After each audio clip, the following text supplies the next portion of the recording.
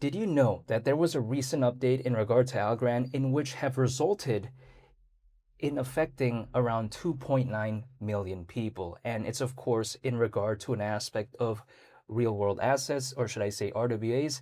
And I'll get more into this in today's video, but I first want to clarify nothing I say is financial advice, and I'm not telling anyone to do anything. This is just purely my perspective and just from what I've observed, personally speaking. Now, did you know that Algorand recently made an announcement saying how Hypercube has partnered with YTL Corporation to launch the UK's first blockchain verified water reuse credit? Now, that's built on Algorand, by the way, right? And it's actually in regard to treated wastewater and also tokenized credits. Now, I've taken the liberty to do a little bit of research because, of course, when I first saw this, I didn't know too much about it, but I did a little bit of research. And when it comes to this, basically, if we take a look at it, Hypercube, it's allegedly this Swiss blockchain company which specialized in environmental credits, and they partnered with something called YTL. Never heard of them, but you know what? It is what it is. But besides that, together, basically, they tokenized treated wastewater into basically water reuse credits. Now, let me explain a little bit when it comes to this. So basically, what happens here is that for every 1 cubic meter of recycled wastewater from this recycling center in Bristol, it becomes like one tokenized credit, right? Now, organizations, they can acquire this credit basically to kind of offset, right, their own wastewater usage, basically. Now, on the flip side, though, a portion of the proceeds, it's like put back in locally, so then it's used for like wetland restorations, for river health projects and stuff like that. So this is pretty impressive, and again, this has apparently served 2.9 million people. At least that's what they say. I mean, I have no way to, I guess, verify that myself, but seems pretty impressive to me. Now let's take this into consideration. Of course, this right here not only is impacting, I think, individuals in a positive way, but also I think the environment, right, in a sense, because I think even this right here in and of itself kind of plays into the vibe of Algorand, because we do know that Algorand is allegedly carbon neutral. And seeing something like this, I think, is just pretty impressive. This clearly does have an aspect of RWAs, or should I say real world assets. But why does this matter? Well, it's because if we take a look at it, RWAs as of right now is a really big narrative. Take a look at Stellar, that's really focused on RWAs. Take a look at Ondo. Again, I could go on and on and on, but it's just going to get very boring. So I'm just going to mention those two because they're very popular. But I'm just saying, if we take a look at the concept of an RWA token, right, just for an example, RWA tokens, they're digital representations of physical assets on the blockchain. It could be used for market sectors like art, real estate, but in this case, we did see it with wastewater, right? Wastewater treatment, basically. So when it comes to RWAs, it does have a lot of, I guess, potential use cases for different markets, in which case we clearly saw it, but in this case, it's for the environment, right? So I think it's pretty awesome. And if we think about it, Algorand historically isn't really known for RWAs, but I think now it's kind of beginning to be more known for that, right?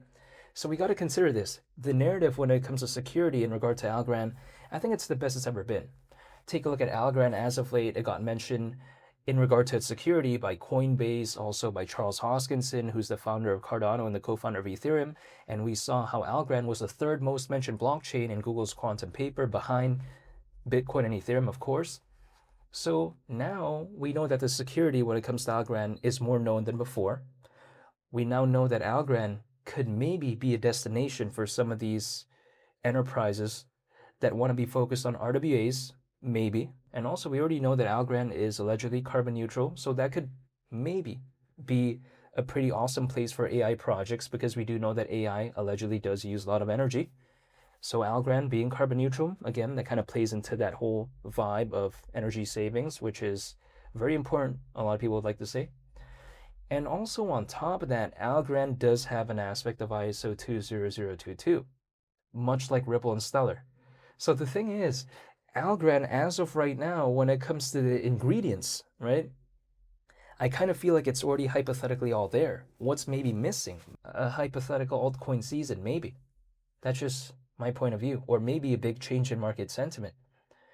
Let's just think about this logically. Is Algorand better right now, or last year, or even the year before, or even back in 2021? I think it's way better right now, actually.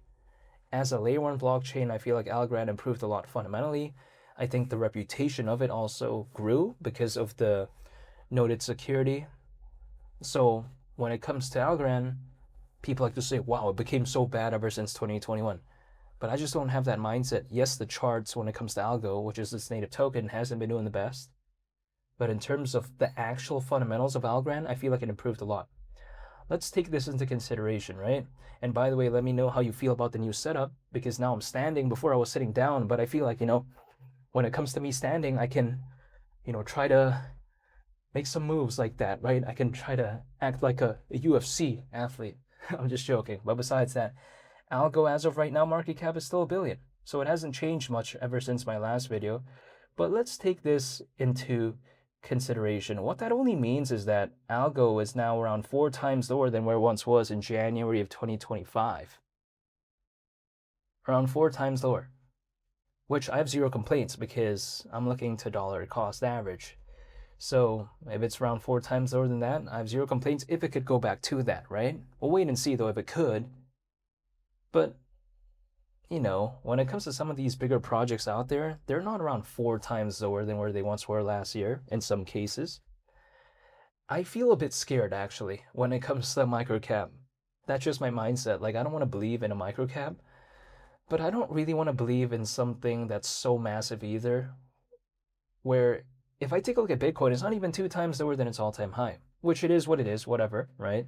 It's a very established project, but I like more of those middle ground type of projects where it doesn't make me scared like a microcap, but it doesn't make me bored either like some of the bigger projects out there. It kind of is that happy medium in between for me, where if it does recover, at least I see a little bit of action, but it doesn't scare me like a microcap, but it doesn't bore me either because some of these projects are so massive, they recover.